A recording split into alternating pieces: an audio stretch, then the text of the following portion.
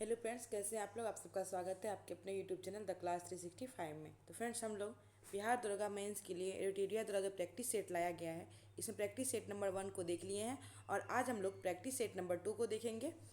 इसमें total 15 practice set है जो हम लोग 15 दिन में पूरा करेंगे। वैसे आज जो है बिहार दरोगा 1799 पीटी के रिजल्ट आने का संभावना है, तो देखिए क्या होता है। तो चलिए आज हम लोग प्रैक्टिस सेट नंबर 2 ये क्वेश्चन को देखते हैं। सबसे पहला क्वेश्चन है, भारत के महान न्यायवादी के बारे में निम्नलिखित में से कौन सा कथन सही नहीं है। तो इसमें पूछा गया है इसमें कौन सा सही नहीं है। तो ये देखिए, उसे केवल भारत के उच्चतम न्यायालय में सुनवाई का अधिकार है। वह उच्चतम न्यायालय का न्यायाधीश नियुक्त होने के लिए आहिर्त होगा। उसके बाद है, वह भारत सरकार की सभी विधि संबंधी सलाहों के विषय में सलाह देगी। वह ऐसी प्राथमिक प्राप्त करेगा जो राष्ट्रपति अवधारित करेंगे। तो इसे पूछा गया कौन सा सही नहीं थी। इसमें देखिए, उसे केवल भारत के उच्चतम न्यायालय मतलब सुप्रीम कोर्ट में ही सुनवाई का अधिकार है, ये जो है इसमें सही नहीं है। महान्यायवादी जो है भारत सरकार का विधि अधिकारी होता है और ये भारत के राज क्षेत्र में सभी न्यायालय में जो सुनवाई करने का इसे अधिकार है। तो इसे जो है सभी न्यायालय में सुनवाई करने का अधिकार है। नेक्स्ट, निम्नलिखित में से कौन सा कथन भारतीय संविधान के राज्य के नीति निर्देशक सिद्धांत से संबंध से सही है। तो यहाँ जो है डीपीएसपी के बारे में कौन सा सही है। तो भारत का जो है राज्य का नीति निर्देशक तत्व ये कहाँ से कहाँ तक है, तो ये 36 से 51 तक है भाग 4 में। तो इससे संबंध में देखिए क्या है, ये नकारात्मक प्रकृति के होते हैं। इसके बाद है, इसमें नैतिक और राजनीतिक प्रतिबद्धता निहित है।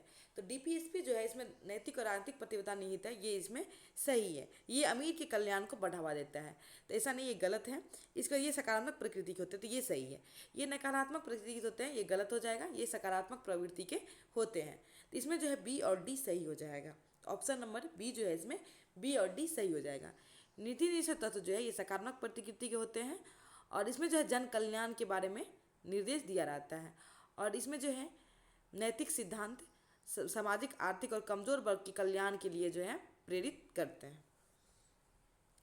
नेक्स्ट है, भारतीय संविधान में राष्ट्रपति द्वारा संयुक्त अधिवेशन निम्न में से किस विधेयक के संदर्भ में बुलाया जा सकता है। तो संयुक्त अधिवेशन जो है ये किसके संबंध में बुलाया जा सकता है, साधारण विधेयक और वित्तीय विधेयक के संबंध में। संविधान संशोधन विधेयक और धन विधेयक के संबंध में कभी भी जो है संयुक्त अधिवेशन नहीं बुलाया जा सकता है। तो इसका आंसर हो जाएगा 1 और 3। साधारण विधेयक और वित्तीय विधेयक के संबंध में जो है राष्ट्रपति द्वारा संयुक्त अधिवेशन जो है बुलाया जा सकता है। कितना, अनुच्छेद 108 के तहत जो है बुलाया जाता है और इसका अध्यक्षता कौन करता है, तो लोकसभा के स्पीकर द्वारा जो है संयुक्त अधिवेशन की अध्यक्षता किया जाता है। लेकिन इसको बुलाया किसके द्वारा जाता है, तो राष्ट्रपति के द्वारा। नेक्स्ट, उच्च न्यायालय के मुख्य क्षेत्राधिकार निम्नलिखित में से कौन सा नहीं है। तो उच्च न्यायालय का जो है मुख्य क्षेत्र का अधिकार इसमें से कौन सा नहीं होगा। तो ये देखिए, प्रारंभिक क्षेत्राधिकार, अपीलीय क्षेत्राधिकार, निरीक्षण का क्षेत्राधिकार, तो परामर्शदायी क्षेत्राधिकार। तो परामर्शदायी क्षेत्राधिकार जो है ये उच्चतम न्यायालय के पास मतलब है, ये जो है उच्च न्यायालय के पास नहीं है। तो परामर्शदायी क्षेत्राधिकार जो है ये सुप्रीम कोर्ट के पास होता है, न कि हाई कोर्ट के पास। तो यही इसमें हो जाएगा, ये नहीं है। नेक्स्ट, भारत के सर्वोच्च न्यायालय में कार्यकारी मुख्य न्यायाधीश की नियुक्ति करता है। तो सर्वोच्च न्यायालय में जो है कार्यकारी मुख्य न्यायाधीश की नियुक्ति किसके द्वारा किया जाता है, तो ये किया जाता है राष्ट्रपति के द्वारा। तो राष्ट्रपति द्वारा जो है सुप्रीम कोर्ट में कार्यकारी मुख्य न्यायाधीश की नियुक्ति किया जाता है और ये किस स्थिति में किया जाता है, जब मुख्य न्यायाधीश का पद रिक्त हो, अस्थायी रूप से मुख्य न्यायाधीश अनुपस्थित हो और मुख्य न्यायाधीश जो है अपने दायित्व का निर्वहन करने में जो है असमर्थ हो। तो इस स्थिति में जो है राष्ट्रपति द्वारा कार्यकारी मुख्य न्यायाधीश की नियुक्ति की जाती है। नेक्स्ट, भारतीय संविधान के किस अनुच्छेद में मुख्यमंत्री के कार्यों को परिभाषित किया गया है। तो मुख्यमंत्री के कार्य को किस अनुच्छेद में परिभाषित किया गया है, तो अनुच्छेद 167 में।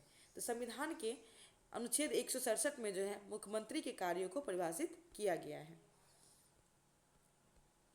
नेक्स्ट देखिए, 7 नंबर क्वेश्चन है, एक अस्थायी समिति संसद के निम्नलिखित सदनों में से किस सदन के सदस्य से मिलकर बनी एक समिति है। तो अस्थायी समिति संसद जो है सदनों में से किससे मिलकर बनी एक जो है समिति है। तो इसका आंसर हो जाएगा राज्य मंत्री परिषद और इसका आंसर आपको हो जाएगा राज्यसभा और लोकसभा। तो राज्यसभा और लोकसभा मिलकर जो है संसद की समिति बनी है, तो राज्यसभा और लोकसभा इसका आंसर हो जाएगा। तो 1 और 3। नेक्स्ट, निम्नलिखित में से कौन सा शब्द भारतीय संविधान की प्रस्तावना में उल्लेखित नहीं है? तो प्रस्तावना में क्या उल्लेखित नहीं है? अखंडता, लोकतंत्रात्मकता, पदनिरपेक्ष, संघीय। संघीय जो है भारतीय संविधान की प्रस्तावना में उल्लेख नहीं किया गया है, तो क्या हो जाएगा? सब संघीय। किस अनुच्छेद के अंतर्गत भारत में पंचायत चुनाव लड़ने के लिए न्यूनतम आयु 21 वर्ष है? तो कौन सा आर्टिकल है जिसके अंतर्गत जो है पंचायत चुनाव लड़ने के लिए न्यूनतम आयु 21 वर्ष है? तो ये अनुच्छेद हो जाएगा आपको अनुच्छेद 243 का एफ। तो 243 के एफ के तहत जो है पंचायत चुनाव लड़ने के लिए न्यूनतम आयु कितना है? 21 वर्ष। नेक्स्ट, नीचे दिए गए तथ्य को ध्यान दीजिए। भारत के प्रथम मुख्य निर्वाचन आयुक्त सुकुमार सेन थे, तो यह सही है, तो ये सही है। भारत के जो प्रथम मुख्य निर्वाचन आयुक्त थे ये सुकुमार सेन थे। भारत की पहली महिला मुख्य निर्वाचन आयुक्त BS रमा देवी थी, तो ये भी सही है। इसमें पूछा गया है कौन सा सही है, तो 1 और 2 दोनों इसमें सही है, तो 1 और 2 दोनों सही हो जाएगा। यह है, निम्नलिखित में से कौन सी भौतिक राशि और उसकी मात्रक सही रूप से सुमेलित नहीं है? तो भौतिक राशि और इसकी मात्रक में कौन सा सही नहीं है? तो फ्रीक्वेंसी की मात्रक जो है हर्ट्ज, ये यहाँ पे सही है। फिर प्रेशर का पास्कल, ये भी सही है। मैग्नेटिक प्लस का टेस्ला, तो मैग्नेटिक प्लस का जो है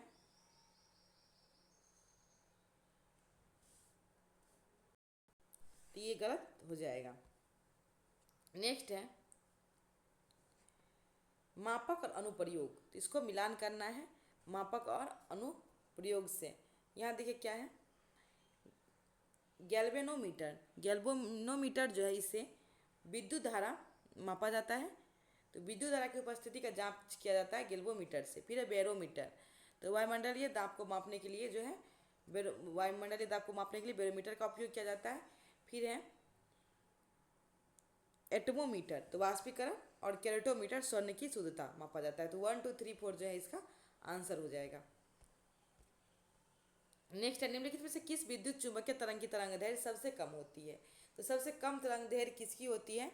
तो यहाँ देखिए क्या हो जाएगा, तो गामा किरण की जो है तरंग दैर्घ्य सबसे कम होती है।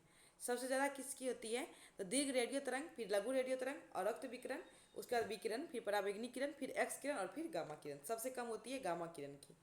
नेक्स्ट, लेंस के संबंध में निम्नलिखित में से कौन सा कथन सही है? उत्तल लेंस की क्षमता को धनात्मक संख्या के रूप में दर्शाया जाता है। फिर है अवतल लेंस की क्षमता को ऋणात्मक संख्या के रूप में दर्शाया जाता है। तो पूछा गया कौन सा सही है? तो A और 2 दोनों इसमें सही है। उत्तल लेंस की क्षमता को जो धनात्मक संख्या से दर्शाया जाता है और पॉजिटिव में, और अवतल लेंस की क्षमता को ऋणात्मक संख्या से दर्शाया जाता है। तो 1 और 2 दोनों इसमें सही हो जाएगा।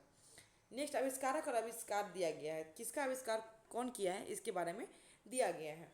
तो यहाँ देखिए सबसे पहले है टेलीफोन का आविष्कार किसके द्वारा किया गया है? तो ग्राहम बेल के द्वारा। डायनेमो जो है इसका आविष्कार किसके द्वारा किया गया है? माइकल फैराडे के द्वारा। और चेचक का टीका जो है ये किसके द्वारा? तो एडवर्ड जेनर के द्वारा। तो कौन सा सुमेलित है? इसमें सभी सुमेलित है। टेलीफोन का आविष्कार कौन किया? तो ग्राहम बेल। डायनेमो का माइकल फैराडे, और चेचक का टीका एडवर्ड जेनर द्वारा जो है आविष्कार किया गया है। तो इसमें सभी सुमेलित है। नेक्स्ट है, किस आवर्त में परमाणु क्रमांक में वृद्धि होने पर क्या होता है? तो किसी आवर्त में परमाणु क्रमांक में वृद्धि होने पर क्या होगा? तो धात्विक गुण की कमी होगी। तो किसी आवर्त में परमाणु क्रमांक की वृद्धि होने पर धात्विक गुण की कमी हो जाएगी। नेक्स्ट, निम्नलिखित में से कौन से कथन सही है? प्रबल अम्ल और दुर्बल क्षार के लवण अम्लीय होते हैं जिनका pH मान 7 से कम होता है। तो इसमें देखिए क्या ये सही है? प्रबल अम्ल जो होता है और दुर्बल अम्ल इसके जो है लवण अम्लीय होते हैं और ये इसका pH 7 से कम होता है, तो ये सही है। जब विद्युत धारा सोडियम क्लोराइड से जलीय विलयन से होकर गुजरती है तो ये अपघटित होकर सोडियम ऑक्साइड बनाती है। तो ये क्या एक कथन सही है? तो ये कथन जो है यहाँ पे सही नहीं है, तो इसमें जो है केवल एक सही हो जाएगा। नेक्स्ट है, निम्नलिखित में से कौन सा एंजाइम प्रोटीन को पेप्टाइड में परिवर्तित करती है? तो प्रोटीन को पेप्टाइड में कौन परिवर्तित करती है? तो पेप्सिन जो है ये प्रोटीन को पेप्टाइड में परिवर्तित करती है। नेक्स्ट, निम्नलिखित कथन पर विचार कीजिए। मेढक कशेरुकी संघ के एम्फीबिया वर्ग का प्राणी है। तो मेढक जो है कशेरुकी वर्ग के एम्फीबिया वर्ग के प्राणी है, था ये सही है। मेढक अपने शरीर के ताप को वातावरण के अनुसार परिवर्तित करता रहता है, तो ये भी सही है। मेढक जो अपने शरीर के ताप को वातावरण के अनुसार परिवर्तित करते रहता है, तो इसमें से कौन सा सही है? तो 1 और 2 दोनों इसमें सही हो जाएगा। नेक्स्ट है, निम्नलिखित में से कौन सा कथन गलत है? तो यहाँ देखिए फेनोफ्थलीन साबुन के घोल में गुलाबी बन जाता है। फेनोफ्थलीन जो है साबुन के घोल में गुलाबी बन जाता है, ये सही है। गैर मेटालिक ऑक्साइड प्रकृति में अम्लीय होता है। नींबू में साइट्रिक अम्ल होता है, ये भी सही है। सोडियम हाइड्रोक्साइड की क्षारीय प्रकृति सोडियम आयनों की उपस्थिति के कारण होती है, तो ये इसमें गलत है। सोडियम हाइड्रोक्साइड की क्षारीय प्रवृत्ति होने का कारण क्या है? पानी में घोलने पर हाइड्रोक्साइड आयनों की जो है भरपूर मात्रा में मुक्त होना। और इसका विलयन कितना जो होता है 7 से जो है ऊपर इसका पीएच होता है, तो यही इसमें गलत हो जाएगा। नेक्स्ट देखिए है, निम्नलिखित में से कौन सा एक सुमेलित नहीं है? तो इसमें जो है कौन सा इसमें सुमेलित नहीं है? तो यहाँ देखिए खसरा रूबेला वायरस के लिए, तो खसरा जो है रूबेला वायरस के कारण होता है, ये सही है। चिकन पॉक्स जो है बेरिसेला वायरस के कारण होता है, ये भी सही है। पोलियो जो है एंटोरो वायरस के कारण होता है, ये भी सही है। फिर है चेचक, चेचक जो है यह बेरियोला वायरस के कारण होता है, न कि न्यूट्रोपिका वायरस के कारण, तो ये यहाँ पे गलत हो जाएगा। चेचक होता है बेरियोला वायरस के कारण और रेबीज होता है इसके कारण, तो न्यूरोट्रोपिक जो है इसके कारण रेबीज होता है। नेक्स्ट है लिक्विड पेट्रोलियम गैस एलपीजी के घटकों को निम्नलिखित में से कौन शामिल है? तो एलपीजी के घटक में कौन कौन सा शामिल होता है? तो एलपीजी के घटक में जो है शामिल होता है प्रोपेन, ब्यूटेन और ब्यूटोलिन। तो प्रीटेन, प्रोपेन, ब्यूटेन और ब्यूटिलिन जो है ये एलपीजी घटक में शामिल है। मीथेन जो है ये सीएनजी के घटक में शामिल है, तो मीथेन सीएनजी के घटक में शामिल होता है। नेक्स्ट है संक्षारण की समस्या को कम करने के लिए निम्नलिखित में से कौन सा तरीका प्रयोग में लाया जाता है? तो संक्षारण की को कम करने के लिए कौन सा तरीका प्रयोग में लाया जाता है? तो पेंटिंग, गैल्वेनीकरण, इसके बाद एनोडीकरण और मिश्र धातु का निर्माण, ये सभी जो है लाया जाता है। तो इसका आंसर हो जाएगा 1 2 3 5। नेक्स्ट निम्नलिखित में से कौन सा अम्ल क्षारक सूचक है? अम्ल क्षारक सूचक कौन सा होता है? तो अम्ल क्षारक सूचक हो जाता है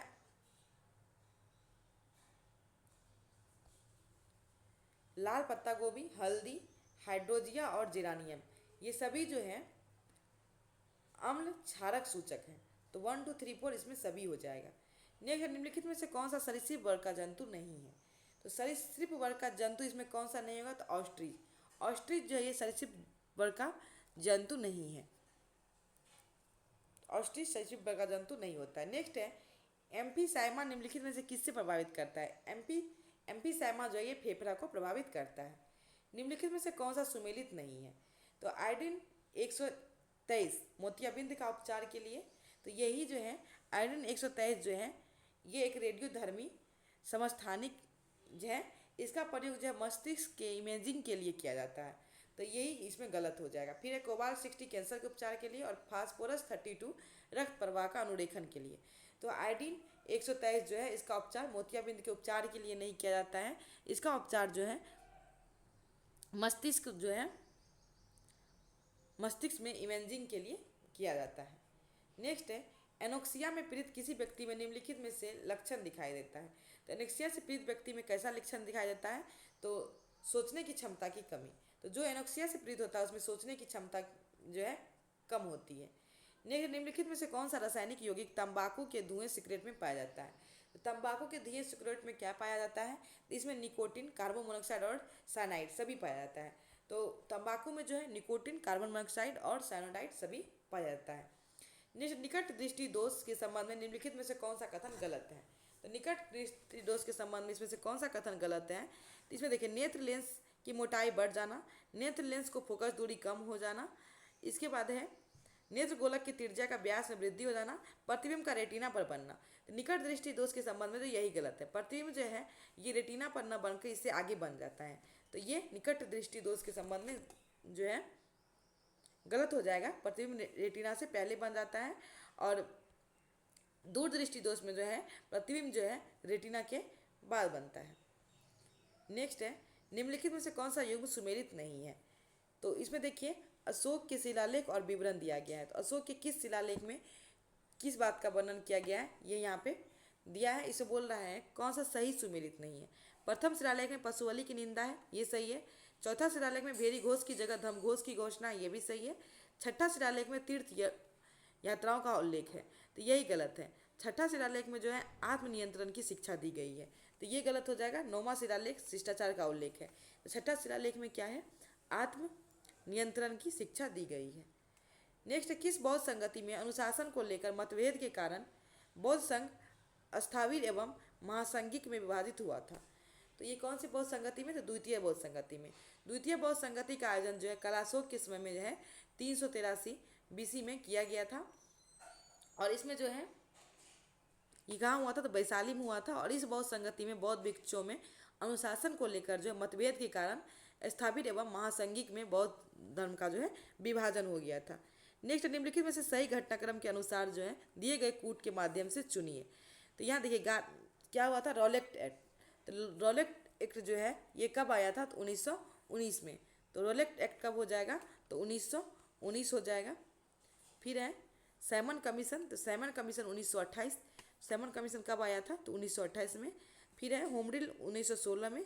और गांधी इवी समझौता कब हुआ था? तो 5 मार्च 1931 को। तो इसमें क्या है, मिलान करना है। तो सबसे पहले क्या हो जाएगा, 3 होम रूल हुआ आंदोलन, उसके बाद क्या था, रोलेक्ट एक्ट, 3 के बाद 1, और फिर है सैमन कमीशन, और ये इस तरह आंसर नंबर डी इसका सही हो जाएगा। नेक्स्ट, प्रसिद्ध तेलुगु महाकाव्य बसु चरित्र की रचना किसने की है? तो तेलुगु महाकाव्य है बसु चरित्र, इसकी रचना जो है भट्ट मूर्ति द्वारा की गई है। तो तेलुगु महाकाव्य बसुचित्र की रचना भट्ट मूर्ति द्वारा की गई है। किसने किसके समय टेंसिनी एक्ट को लागू किया गया था? तो टेनेंसी एक्ट किसके समय लागू किया गया था? तो लॉर्ड हेस्टिंग्स के समय। तो हेस्टिंग्स के समय जो है टेनेंसी एक्ट लागू किया गया था।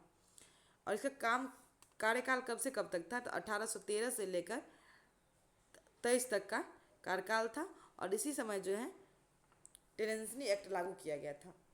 नेक्स्ट, भारतीय परिषद अधिनियम 1909 के संदर्भ में निम्नलिखित कथनों पर विचार कीजिए। इसने व्यवस्थापिका सभा के सदस्य को आर्थिक प्रस्ताव पर बहस करने, उसके विषय में संशोधन प्रस्ताव को रखने और कुछ विषय पर मतदान करने आदि का अधिकार दिया गया था। फिर है गवर्नर जनरल की कार्यकारी में एक भारतीय सदस्य को नियुक्त करने की व्यवस्था की गई थी। तो ये दोनों स्टेटमेंट यहाँ पे सही है। फिर है आर्थिक और सामाजिक योजनाओं को संविधान के किस सूची में रखा गया? तो यहाँ क्या है, सॉरी, ये दोनों स्टेटमेंट सही है।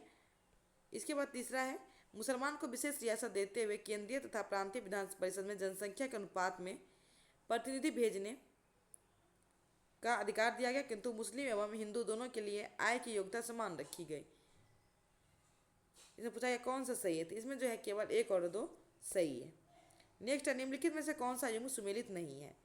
तो सेवा सदन की स्थापना हृदयनाथ कुंजरू द्वारा किया गया था। ये जो है ये गलत है। सेवा सदन की स्थापना जो 1885 में बहराम जी मलावाड़ी ने किया था, तो यही यहाँ पे गलत हो जाएगा। बाकी वेद समाज श्रीधरलू नायडू, धर्म सभा राधाकांत देव और देव समाज शिवनारायण अग्निहोत्री द्वारा किया गया था। हृदयनाथ कुंजरू ने जो है सेवा समिति की स्थापना की थी। तो हृदयनाथ कुंजरू द्वारा सेवा समिति की स्थापना की गई थी। सेवा सदन की स्थापना जो है बहराम जी मालवाड़ी के द्वारा किया गया था। गांधी जी द्वारा चंपारण सत्याग्रह के बाद बगान मालिक किसानों की गई अवैध वसूली का कितना प्रतिशत वापस करने की मंजूर हुए थे? तो इसमें कितना प्रतिशत वापस करने के लिए मंजूर हुए थे? तो 25%। तो 25% का सही आंसर हो जाएगा। मिथिला में कर्नाट वंश की स्थापना किसने की थी? तो कर्नाट वंश की स्थापना जो है नान्यदेव के द्वारा किया गया था, और इसके अंतिम राजा जो थे हरिदेव मतलब हरि सिंह थे। तो कर्नाट वंश की स्थापना मिथिला में नान्यदेव के द्वारा किया गया था, और अंतिम शासक हरि सिंह देव थे। नेक्स्ट है राक्षसी तांगरी युद्ध के समय विजयनगर का शासक कौन था? तो राक्षसी तांगरी युद्ध के समय विजयनगर साम्राज्य का जो है शासक था सदाशिव राव। ये कब हुआ था? तो 1565 में। तो 1565 में हुआ था। इसमें सदाशिव राव जो है इनके शासक थे। नेक्स्ट देखिए आर्थिक और सामाजिक योजना को संविधान की किस सूची में रखा गया है? तो आर्थिक और सामाजिक योजना को संविधान की किस सूची में रखा गया है?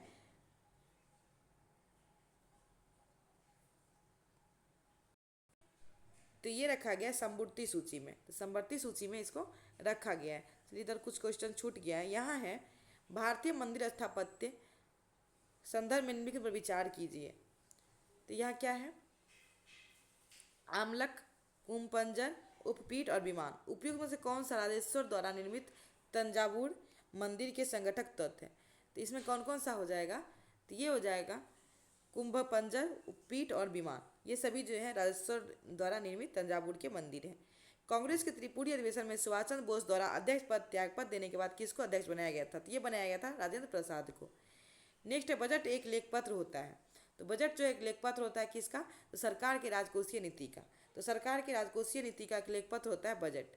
निम्न में से किसने पीपुल्स प्लान का प्रतिपादन किया था? तो पीपुल्स प्लान का प्रतिपादन एम.एन. राय के द्वारा किया गया था। तो पीपुल्स प्लान का प्रतिपादन एम.एन. राय के द्वारा किया गया था। नेक्स्ट है समाजवादी समाज की स्थापना का उद्देश्य किस पंचवर्षीय योजना में रखा गया? तो समाजवादी समाज की स्थापना का उद्देश्य किस पंचवर्षीय योजना में रखा गया था? तो ये रखा गया द्वितीय पंचवर्षीय योजना में। फिर बाई के अलग समिति का गठन कब किया गया? तो बाई के अलग समिति का गठन कब किया गया? तो 1969 में। फिर भारत का पहला वन विश्वविद्यालय की स्थापना कहाँ किया गया? तो भारत की पहला वन विश्वविद्यालय की स्थापना कहाँ किया गया? तो गोरखपुर में किया गया था। तो गोरखपुर में भारत की पहला वन विश्वविद्यालय की स्थापना किया गया था। नेक्स्ट है Vedanta pink city half marathon 2025 के संबंध में कौन सा कथन असत्य है? यहाँ देखिए 2025 में इसका ब्रांड एम्बेसडर हरमनप्रीत कौर को बनाया गया। फिर है इसमें 3 दौड़ श्रेणियां को शामिल किया गया और फिर इसे मैराथन का 12वां संस्करण था। तो इसमें जो है पूछा गया कौन सा कथन गलत है? तो यही गलत है। ये जो है मैराथन का 10वां संस्करण था। नेक्स्ट मनरेगा का नया नाम क्या कर दिया गया है? तो मनरेगा का नया नाम कर दिया गया है BVG रामजी बिल। तो BVG रामजी बिल जो है मनरेगा का नया नाम कर दिया गया है।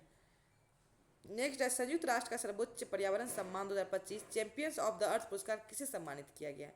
तो चैंपियन ऑफ द अर्थ पुरस्कार 2025 से किसे सम्मानित किया गया है? तो सुप्रिया साहू को। सुप्रिया साहू को जो है चैंपियंस ऑफ द अर्थ पुरस्कार 2025 से सम्मानित किया गया है। हाल में भारत का पहला वाटर पॉजिटिव एयरपोर्ट कौन बनेगा? तो भारत का पहला वाटर पॉजिटिव एयरपोर्ट कौन बनेगा? तो ये बनेगा दिल्ली एयरपोर्ट। दिल्ली एयरपोर्ट जो है भारत का पहला वाटर पॉजिटिव एयरपोर्ट बनेगा।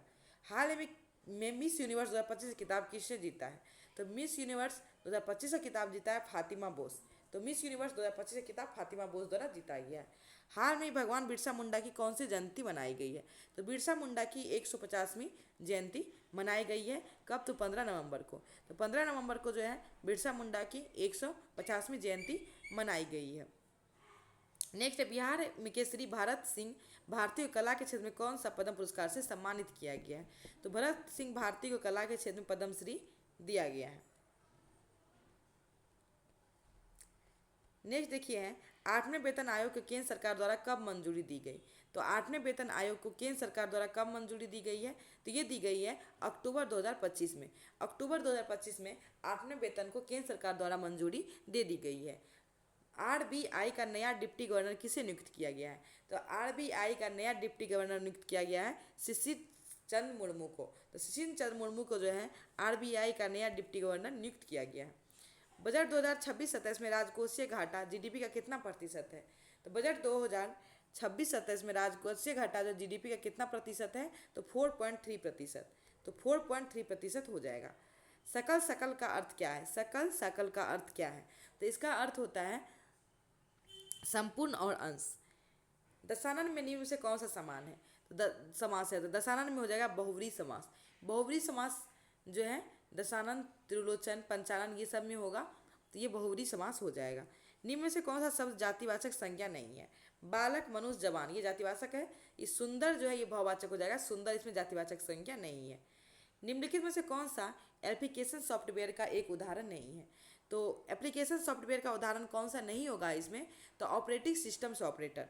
तो ऑपरेटिंग सिस्टम सॉफ्टवेयर जो है ये एप्लीकेशन सॉफ्टवेयर का उदाहरण नहीं है। नेक्स्ट है मास्टरी शब्द का समानार्थी शब्द निम्न में से क्या है? तो मास्टरी शब्द का समानार्थी शब्द कौन हो जाएगा? तो ये हो जाएगा इसमें सभी। सभी हो जाएगा इसका समानार्थी शब्द। फिर है एक्यूटेजन शब्द का विपरीत शब्द में से कौन सा हो जाएगा?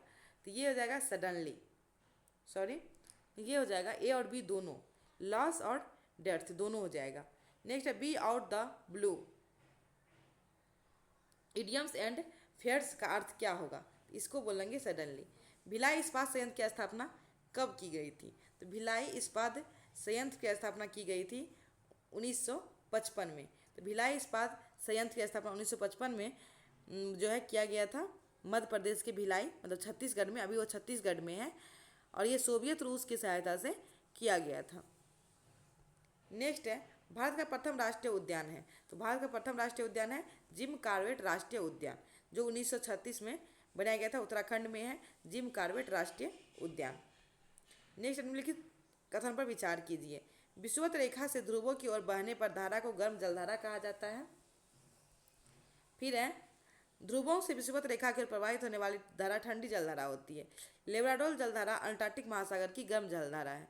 तो इसमें जो है पूछा गया है कौन सा कथन सत्य है। तो इसमें जो है केवल एक और दो सत्य हो जाएगा। तो लेब्राडोर जलधारा जो ठंडी जलधारा है, न कि गर्म जलधारा। नेक्स्ट, राष्ट्रीय पर्यावरण अभियांत्रिक शोध संस्थान नीरी निम्न में से कहाँ अवस्थित है। तो ये नीरी जो है ये कहाँ अवस्थित है, तो नागपुर में। नागपुर में जो है नीरी अवस्थित है। नेक्स्ट, पर्यावरण संरक्षण में ग्रीन आर्मी कहाँ प्रारंभ किया गया। तो ग्रीन आर्मी जो है कहाँ प्रारंभ किया गया कार्बन संरक्षण के लिए, तो ऑस्ट्रेलिया में। ऑस्ट्रेलिया में जो है ग्रीन आर्मी प्रारंभ किया गया पर्यावरण संरक्षण के लिए। समुद्री वातावरण में मुख्य प्राथमिक उत्पादक होते हैं।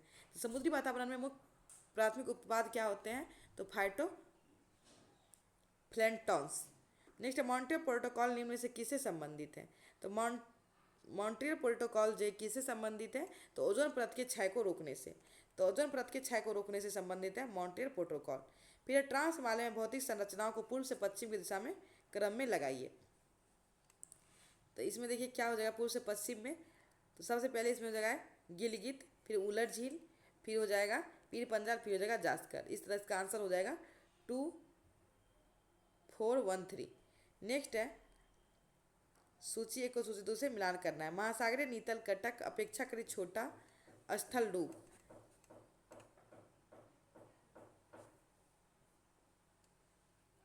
तो इसका आंसर हो जाएगा मग्न तट। फिर है समतल शीर्ष वाला समुद्री पर्वत। तो समतल शीर्ष वाला समुद्री पर्वत हो जाएगा गाई आउट। फिर है महासागरीय नीतल पर उभरी हुई लंबी एवं पतली श्रृंखला, तो ये हो जाएगा जलमग्न। और फिर है महासागरीय नीतल पर लंबी, ये हो जाएगा। फिर महासागरीय नीतल पर लंबी पतली और तीव्र ढालों वाली खाई, तो ये हो जाएगा जलमग्न खाई। निम्नलिखित नदियों पर विचार कीजिए। दामोदर, कृष्णा और महानदी। उत्तर से दक्षिण की ओर बढ़ने वाली नदी का सही क्रम क्या है। तो इसमें सही क्रम कौन सा हो जाएगा, दामोदर, कृष्णा और महानदी में। तो इसमें जो है सबसे पहले हो जाएगा दामोदर। सबसे पहले दामोदर होगा, फिर महानदी होगा, दामोदर फिर महानदी, और इसके बाद हो जाएगा दामोदर जो झारखंड में छोटा नागपुर के पलामू पहाड़ी से निकलती है, और कृष्णा लास्ट में। महानदी जो है ये छत्तीसगढ़ में, और फिर है कृष्णा। तो इस तरह ये हो जाएगा 1, 3 और 2। सिल्ट ज्वालामुखी के संबंध में निम्न में से कौन सा कथन असत्य है। तो सिल्ट ज्वालामुखी के संबंध में क्या है, यह ज्वालामुखी बेसाल्ट से निर्मित होती है, यह सही है। हवाई द्वीप में ज्वालामुखी सबसे अधिक अच्छे उदाहरण, ये भी सही। ज्वालामुखी अधिक विस्फोटक होती है, तो ये जो है इसमें गलत है। यह ज्वालामुखी अधिक विस्फोटक नहीं होती है। निम्नलिखित पर विचार कीजिए। बराक, लोहित और सुबनसिरी कौन सी नदी अरुणाचल प्रदेश होकर बहती है। तो अरुणाचल प्रदेश से बहने वाली नदी इसमें कौन सी हो जाएगी, तो ये हो जाएगी लोहित और सुबनसिरी। लोहित और सुबनसिरी जो है ये अरुणाचल प्रदेश से होकर बहती है। तो इसका आंसर हो जाएगा लोहित और सुबनसिरी। नेक्स्ट है प्रति चक्रवात के संबंध में कौन सा कथन असत्य है। तो प्रति चक्रवात के संबंध में देखते हैं इसमें कौन सा कथन असत्य है। यहाँ एक इसकी गति 30 से 35 प्रति घंटा की चाल से चलती है, सही है। प्रति चक्रवात के केंद्र में उच्च दाब होने के कारण हवा उच्च की ओर चलता है। प्रति चक्रवात का मौसम संबंधी परिस्थितियों का बुरा प्रभाव होता है। पूछा गया कौन सा असत्य है, तो 2 और 3 दोनों इसमें असत्य है। निम्नलिखित में से कौन सा क्षेत्र उष्णकटिबंधीय सदाबहार वन से ढका हुआ है। तो कौन सा क्षेत्र है जो उष्णकटिबंधीय सदाबहार वन से ढका हुआ है, तो इसका आंसर क्या हो जाएगा, इसका आंसर हो जाएगा पश्चिमी घाट। पश्चिमी घाट जो है उष्णकटिबंधीय सदाबहार वन से जो है ढका हुआ है। नेक्स्ट, दामोदर नदी घाटी परियोजना भारत की प्रथम बहुउद्देशीय परियोजना है। फिर है दामोदर नदी घाटी परियोजना से झारखंड तथा पश्चिम बंगाल लाभान्वित है। दामोदर नदी को झारखंड का शोक कहा जाता है। तो इससे पूछा गया है कौन सा कथन सत्य है, तो 1 और 2 इसमें सही हो जाएगा। तो 1 और 2 इसमें सही है। दामोदर नदी घाटी जो है ये भारत की पहली परियोजना है और इसका बाढ़ नियंत्रण करना है। और दामोदर नदी घाटी परियोजना को जो है झारखंड का शोक नहीं बंगाल का शोक कहा जाता है। तो इसलिए जो केवल इसमें 1 और 2 सही है और 3 इसमें गलत है। नेक्स्ट, ट्रांस हिमालय की भौतिक संरचनाओं से पूर्व से पश्चिम के क्रम में सजाएं। तो यहाँ देखिए क्या हो जाएगा, सबसे पहले हो जाएगा इसमें जास्कर, फिर हो जाएगा पीर पंजाल, फिर हो जाएगा इसमें गिलगित और बुलर झील। इस तरह इसका आंसर हो जाएगा 3124। तो 3124 इसका आंसर हो जाएगा। नेक्स्ट है, प्रथम पृथ्वी शिखर सम्मेलन का आयोजन कहाँ किया गया। तो प्रथम पृथ्वी शिखर सम्मेलन का आयोजन कहाँ किया गया था, तो रियो डी जेनेरिया में किया गया था। प्लाज्मा अनुसंधान संस्थान कहाँ है, तो प्लाज्मा अनुसंधान संस्थान कहाँ है, तो प्लाज्मा अनुसंधान संस्थान है गांधीनगर में। तो प्लाज्मा अनुसंधान संस्थान गांधीनगर में है। मुखौटा नृत्य निम्नलिखित में से किस राज्य का लोक नृत्य है। तो मुखौटा नृत्य जो अरुणाचल प्रदेश का नृत्य है। तो मुखौटा नृत्य अरुणाचल प्रदेश का जो है नृत्य है। नेक्स्ट है, अंतर्राष्ट्रीय साक्षरता दिवस कब मनाया जाता है। तो अंतर्राष्ट्रीय साक्षरता दिवस मनाया जाता है 8 सितंबर को। तो 8 सितंबर को अंतर्राष्ट्रीय साक्षरता दिवस मनाया जाता है। अब देखिए यहाँ से मैथ का क्वेश्चन शुरू हुआ, तो मैथ आप लोग सॉल्व कर लीजिएगा। और क्वेश्चन नंबर 86 जो है इसका आंसर हो जाएगा 48 सेकेंड। फिर क्वेश्चन नंबर 87 इसको सॉल्व करने पर आंसर हो जाएगा 1। क्वेश्चन नंबर 88 का आंसर हो जाएगा डी 30 वर्ष। और क्वेश्चन नंबर 89 जो है इसका आंसर हो जाएगा सी 5।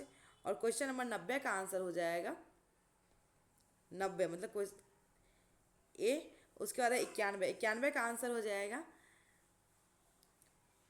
5। फिर 92 का आंसर हो जाएगा 800 ग्राम। फिर क्वेश्चन नंबर 93, तो क्वेश्चन नंबर 93 का आंसर हो जाएगा 7/9। फिर क्वेश्चन नंबर 94 का आंसर हो जाएगा 48 रन। इसका पीडीएफ दे दिया जाएगा टेलीग्राम ग्रुप में, आप लोग वहाँ से मैथ को सॉल्व कर लीजिएगा। और क्वेश्चन नंबर 95 का आंसर हो जाएगा इनमें से कोई नहीं, क्योंकि इसका आंसर होगा 10 लीटर। फिर क्वेश्चन नंबर 96 जो है ये रीजनिंग का है और इसका आंसर हो जाएगा ए M40B। फिर क्वेश्चन नंबर 97 का आंसर हो जाएगा बी। और क्वेश्चन नंबर 98 का आंसर है शुक्रवार। और क्वेश्चन नंबर 99 का आंसर इसमें उत्तर है। और 100 नंबर क्वेश्चन का आंसर जो है बी हो जाएगा। इसी तरह हम लोग का जो है एरोटेरिया दरोगा मेंस का जो है सेट नंबर 2 भी कंप्लीट हो गया। और आप लोग को वीडियो कैसा लगा बताइएगा। और इसका पीडीएफ आप लोग को टेलीग्राम चैनल पे मिल जाएगा। तो जो भी टेलीग्राम ग्रुप से नहीं जुड़ रहे हैं, वीडियो के डिस्क्रिप्शन में लिंक है, तो वहाँ से आप लोग जुड़ जाइएगा। Thank you so much.